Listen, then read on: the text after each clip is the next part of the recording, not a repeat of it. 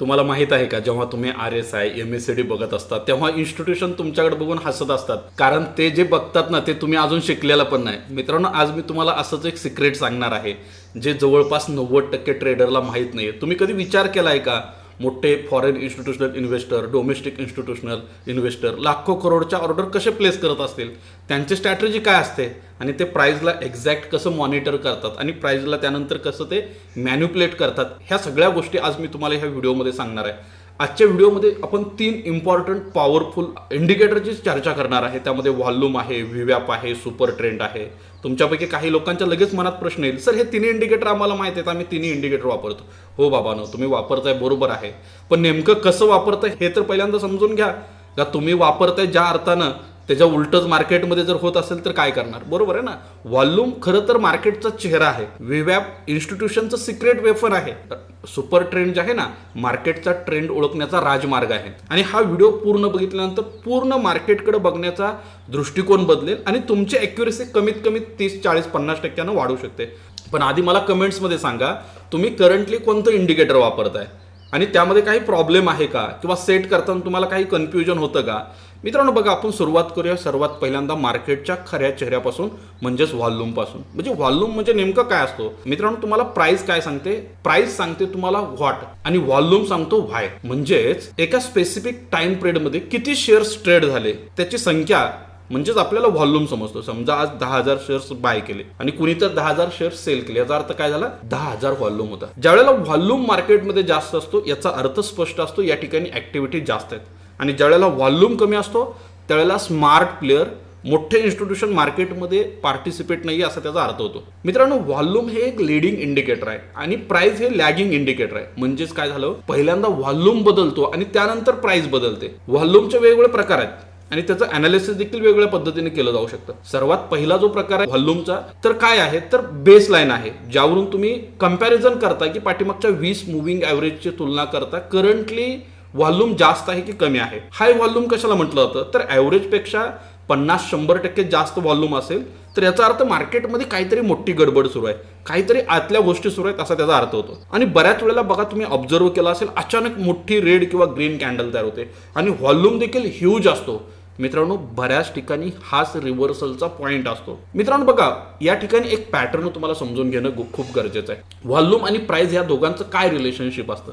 समजा प्राइस ज्या वेळेला वाढते त्याच वेळेला जर व्हॉल्यूम वाढत असेल तर मार्केटमध्ये स्ट्रॉंग अपट्रेंड आहे, म्हणजेच मार्केटमध्ये बुलिश कन्फर्मेशन आहे. आणि त्याच वेळेला प्राइस जर डाऊन जात असेल आणि व्हॉल्यूम जर कमी होत असेल तर ह्याचा अर्थ मार्केटमध्ये जी रॅली सुरू आहे ही वीक रॅली आहे, मे बी पॉसिबल पोटेन्शियल मार्केटमध्ये रिव्हर्सलचा टाइम आलाय. सेम त्याच पद्धतीनं प्राइस डाऊन जात असेल, व्हॉल्यूम देखील डाऊन जात असेल, याचा अर्थ मार्केटचा ट्रेंड स्ट्रॉंग बेरिश आहे, मार्केटमध्ये बेरिश कन्फर्मेशन तयार झाले. त्याच पद्धतीनं प्राइस डाऊन जातोय, व्हॉल्यूम देखील डाऊन जातोय, याचा अर्थ पोटेन्शियल मार्केट बॉटम बनवण्याच्या तयारीत आहे, या ठिकाणी वीक डिक्लाइन आहे असा त्याचा अर्थ होतो. मग मित्रांनो, ह्या इन्स्टिट्यूशनचा जर विचार केला तर ते व्हॉल्यूमला कसं वापरतात, तर मित्रांनो, इन्स्टिट्यूशन एकदम सगळे शेअर्स कधी खरेदी किंवा विक्री करत नाहीत. ते ॲक्युम्युलेशन आणि डिस्ट्रीब्युशन या 2 फेजमधून व्हॉल्यूमचा वापर करतात. प्राइस एका रेंजमध्ये स्टेबल आहे पण व्हॉल्यूम सावकाश वाढतोय. ज्या दिवशी प्राइस डाऊन असते ना त्या दिवशी व्हॉल्यूम कमी असतो आणि ज्यावेळेला प्राइस अप असते त्यावेळेला व्हॉल्यूम जास्त असतो. विशेषतः ॲक्युम्युलेशन फेजमध्ये होतं.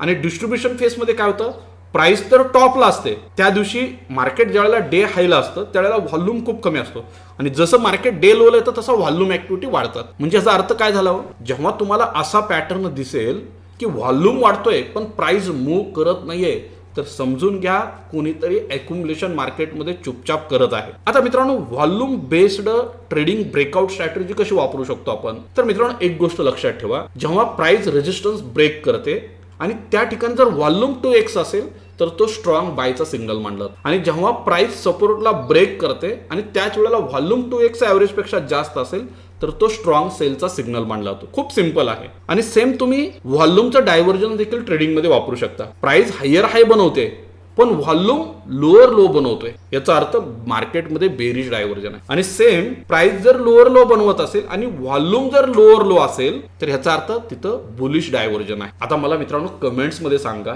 जर एखादा स्टॉकनं रेजिस्टन्स ब्रेक केलाय पण व्हॉल्यूम ॲव्हरेज पेक्षा कमी आहे तर तुम्ही काय करणार, बाय करणार, वेट करणार की इग्नोर करणार. कमेंट्स मध्ये नक्की सांगा. आता मित्रांनो, व्हीवॅप हे खरं तर इन्स्टिट्यूशनचं मेन सिक्रेट आहे. व्हीवॅप कशाला म्हणायचं तर व्हॉल्यूम वेटेड ॲव्हरेज प्राइस. मित्रांनो, व्हीवॅप हे इन्स्टिट्यूशनल ट्रेडरचा जीपीएस आहे. ते त्याच्या आधारावरती ट्रेड सगळे एक्झिक्यूट करतात. आता व्हीवॅप ही दिवसभरातील ॲव्हरेज प्राइस असते, पहिल्यांदा समजून घ्या. आणि यात व्हॉल्यूमचं वेटेज दिलेलं असतं. म्हणजे काय होतं, व्हीवॅप दिवसाच्या सुरुवातीलाच तू तर रिटेस्ट करतो, म्हणून हा प्रायमरी ट्रेंड इंडिकेटर म्हणून ओळखलं जातं.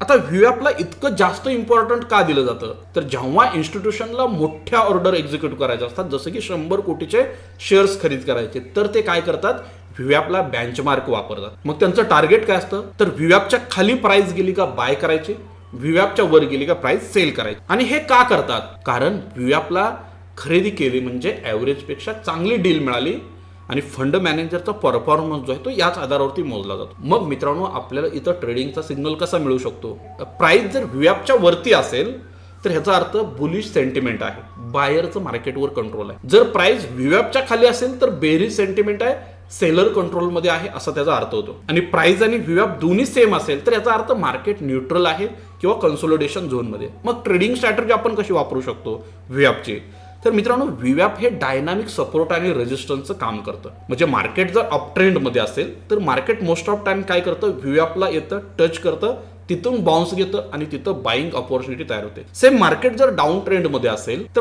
काय करतो, प्राइस व्हीवॅपला येतो, टच करतो आणि तिथं प्राइसमध्ये रिजेक्शन दिसतं आणि तिथून सेलिंगची ऑपॉर्च्युनिटी मार्केटमध्ये तयार होते. त्याचबरोबर मित्रांनो, तुम्ही असं देखील करू शकता, प्राइस व्हीवॅपच्या वर क्रॉस करून जर जात असेल तर तो लॉंग सिग्नल मानला जातो. प्राइस व्हीवॅपच्या खाली क्रॉस करून जात असेल तर त्याला शॉर्ट सिग्नल मानला जातो. आणि मित्रांनो, व्हीवॅप ओपनिंग नंतर 15 ते 30 मिनिटं अनरिलायबल असतो.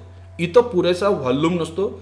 पहिल्या 30 मिनिटांनंतर व्हॉल्यूमचा सिग्नल मोस्ट ऑफ टाइम काय केला जातो, रिलायबल मानला जातो. आता मित्रांनो, व्हीवॅप व्हॉल्यूमची आपल्याला कंबाईन स्ट्रॅटेजी करता येईल का, तर नक्की मित्रांनो, ह्या दोघांचा आपण एकत्रित वापर करून देखील एक बेस्ट ट्रेडिंगचं सेटअप बनवू शकतो. ते कसं बनवू शकतं, हाय प्रोबॅबिलिटी बाय सेटअप असं मी म्हणतो त्याला. सर्वात पहिल्यांदा प्राइस व्हीवॅपच्या खाली येते, व्हॉल्यूम डिक्रीज होतो म्हणजे सेलिंग ड्राय होते. प्राइस व्हीवॅपच्या वर क्रॉस होतो, व्हॉल्यूम मध्ये स्पाइक येते आणि ब्रेकआउट होतो, त्या ठिकाणी स्ट्रॉंग सिग्नल मिळतो बाईंगचा. सेम तुम्हाला जर सेलिंगचा सिग्नल आयडेंटिफाय करायचा असेल तर प्राइस पहिल्यांदा व्हीवॅपच्या वर येणार, पण व्हॉल्यूम काय होणार, डिक्रीज होणार, म्हणजे व्हॉल्यूम ड्राय होतो इथं बायरचा. आणि त्यानंतर प्राइस जर व्हीवॅपच्या खाली क्रॉस होत असेल आणि व्हॉल्यूम मध्ये स्पाइक येत असेल तर क्लिअरली एक बेरिश सिग्नल या ठिकाणी तयार होतो. आता 3 नंबरचं इंडिकेटर काय माहिती आहे का, सुपर ट्रेंड. मित्रांनो, मार्केटचा जर ट्रेंड आयडेंटिफाय करायचा असेल तर सुपर ट्रेंड सारखं बेस्ट इंडिकेटर दुसरं कुठलंही नाहीये. सुपर ट्रेंड हे ATR based trend following indicator आहे, जे तुम्हाला क्लिअर बाय आणि सेलचा सिग्नल देतं. आता मित्रांनो, सुपर ट्रेंडचं कंपोनेंट काय तर त्यामध्ये डिफॉल्ट 7 प्रेड असतो, म्हणजे किती कॅन्डलचा ATR घ्यायचा, मल्टिप्लायर डिफॉल्ट 3 असतो, ATRला किती पटीनं मल्टिप्लाय करायचं. ATR म्हणजे काय, ॲव्हरेज ट्रू रेंज, मार्केटची व्होलॅटिलिटी मेजर करण्याचं काम करतं. आता मित्रांनो, एक गोष्ट लक्षात ठेवा, ग्रीन लाईन बिलो प्राइस हे काय म्हटलं जातं तर अप ट्रेंड बायचा मोड मानला जातो. रेड लाईन अबव प्राइस याचा अर्थ काय होतो, डाऊन ट्रेंड सेलचा मोड मानला जातो.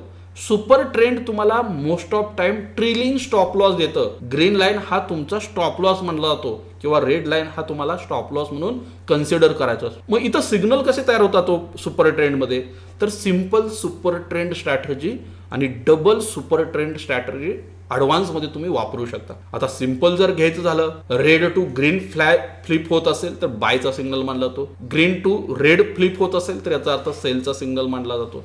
आणि सुपर ट्रेंड तुम्हाला most of time trailing stop loss म्हणून काय करायचे, यूज करायचे. त्याचबरोबर तुम्ही डबल सुपर ट्रेंड देखील वापरू शकता. तो कशा पद्धतीने वापरता येईल, फास्ट आणि स्लो. आता फास्टचा जर विचार केला 7-2 ची सेटिंग ठेवू शकता, स्लो मध्ये 10-3 ची सेटिंग ठेवू शकता आणि त्याच्यासाठी तुम्हाला काय करता येईल, दोन्ही गोष्टी वापरता येतील. मग कसं, आता मित्रांनो, दोन्ही सिग्नल जर ग्रीन असतील तर ह्याचा अर्थ स्ट्रॉंग बुलिश ट्रेंड आहे. ओके, दोन्ही रेड असतील तर स्ट्रॉंग बेरिश आहे आणि दोन्ही मिक्स्ड असेल तर मार्केट साइडवेज आहे, हे पहिल्यांदा लक्षात घ्या. पण सुपर ट्रेंड इंडिकेटर जर वापरणार असाल तर ह्याच्यामध्ये एक प्रॉब्लेम आहे. काय, साइडवेज मार्केटमध्ये खूप जास्त सिग्नल तयार होतात आणि हे एक लॅगिंग इंडिकेटर आहे. म्हणजे इथं तुम्हाला एंट्री परफेक्ट टायमाला नाही मिळणार, थोडी उशिरा मिळणार. पण मित्रांनो, व्हॉल्यूम आणि व्हीवॅप सोबत जर याचा वापर केला तर मग तो रिझल्ट काय, वन ऑफ द बेस्ट आहे, हे पहिल्यांदा लक्षात. मग आपण व्हॉल्यूम, व्हीवॅप आणि सुपर ट्रेंड ह्या तिघांचं एक परफेक्ट लॉंग एंट्री सेटअप बनवू शकतो. कशा पद्धतीनं? सुपर ट्रेंड पॉझिटिव्ह आहे, प्राइस अबव्ह व्ह्यूअप आहे, याचा अर्थ इन्स्टिट्यूशनल बाईंग आहे, व्हॉल्यूम पाठीमागच्या 20 दिवसाच्या ॲव्हरेजपेक्षा जास्त आहे, याचा अर्थ मार्केटमध्ये स्ट्रॉंग पार्टिसिपेशन आहे, आणि स्टॉप लॉस सिंपल सुपर ट्रेंडच्या लाईनला लावा. त्या ठिकाणी एक परफेक्ट सेटअप तुमचं काय बनेल? ट्रेडिंगसाठी बनेल. आणि सेम परफेक्ट शॉर्ट साठी जर सेटअप बनवायचं असेल तर सुपर ट्रेंड रेड असला पाहिजे, याचा अर्थ ट्रेंड कन्फर्म आहे, प्राइस बिलो व्हीवॅप असली पाहिजे, याचा अर्थ इन्स्टिट्यूशनल सेलिंगचा झोन मानला जातो, आणि व्हॉल्यूम ॲव्हरेजपेक्षा जास्त असला पाहिजे, म्हणजे 20 दिवसापेक्षा, याचा अर्थ स्ट्रॉंग पार्टिसिपेशन आहे, आणि स्टॉप लॉस सिंपल तुम्हाला काय करायचे? सुपर ट्रेंड लाईनला कन्सिडर करायचे.